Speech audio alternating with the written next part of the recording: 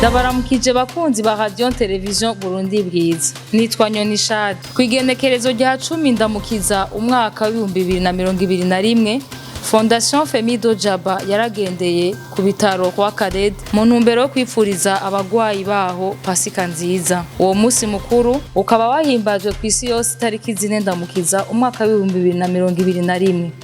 Kugira tumenye vyinshi, twarondeye userukira imbere y'amategeko Fondation Femidejabat muri mairie.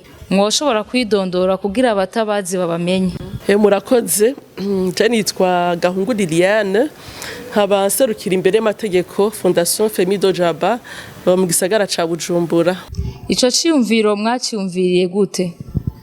Ico ciyumviro twaciyumviriye mu ndwi ya Pasika kugira ngo tugendere abagwayi bagwariye mu bitaro vya Roi Khaled kandi bafise amikoro makeyi kugira dushoboye gusangira Pasika tuyihimbarize hamwe.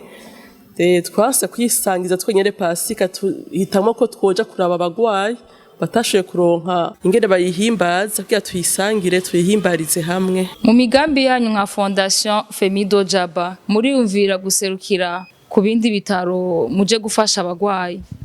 Ego turafise imigambi myinshi ko ndanya dukora ibikorwa vy'urukundo, uburyo butukundiye turafise imigambi kuzoja kuraba ibindi kugendera ibindi bitaro hari abagwayi nabo nyene bagwaye cane kandi bafise n'amikoro makeyi.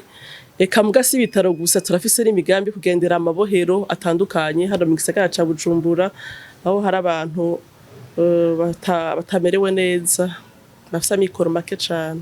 Mwatanze iki nk'imfashanyo, mwafashije bangahe, mwisunze iki kugira mutange iyo mfashanyo? Ico twisunze ubwa mbere na mbere twisunze abagwayi bagwariye mu bitaro Roi Khaled kandi bamaze igihe kinini bagwariye mu bitaro bakaba kandi bafise n'amikoro makeyi. Hama twafashije abantu bashika 200 bivanye n'amikoro twaronse. Hanyuma twabahaye imfashanyo ijanye n'umuceri, ibiro 100 vy'umuceri, ibiro 40 vy'isukari hamwe n'amasabuni ashika 160. Bisigura ko umuntu umwe wese yaronse nk'amasabuni 8.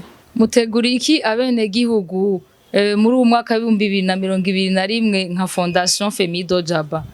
Turateguye dufise imigambi myinshi muri Fondation Femidejabat.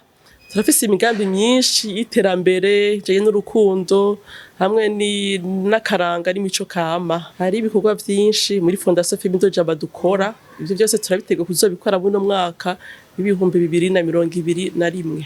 Nakahe kamo canke impanuro mwotera abarundi muri rusangi? Ndashaka gutera kamo abarundi muri rusangi n'abari kwadukurikira yuko boza tukifatanya hamwe na twebwe muri Fondation Femidejabat kugira twandanye dukora dushira ingufu hamwe twandanye dukora ibikorwa vy'urukundo n'iterambere n'imico kama n'akaranga Fondation Femidejabat yashize imbere. Nta kajambo kanyuma mwoshikiriza abakunzi ba Radio Television Burundi bwiza? Ego twashaka gushimira Radio Television Burundi bwiza kubona yatugendeye hama tukabemera yuko ari mwasura kudukenera ariko tuzobitaba. Murakoze.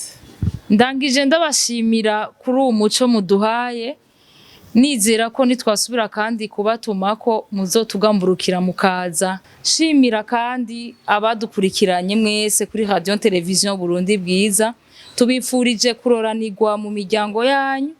Imana ibahezagire, murakoze cyane.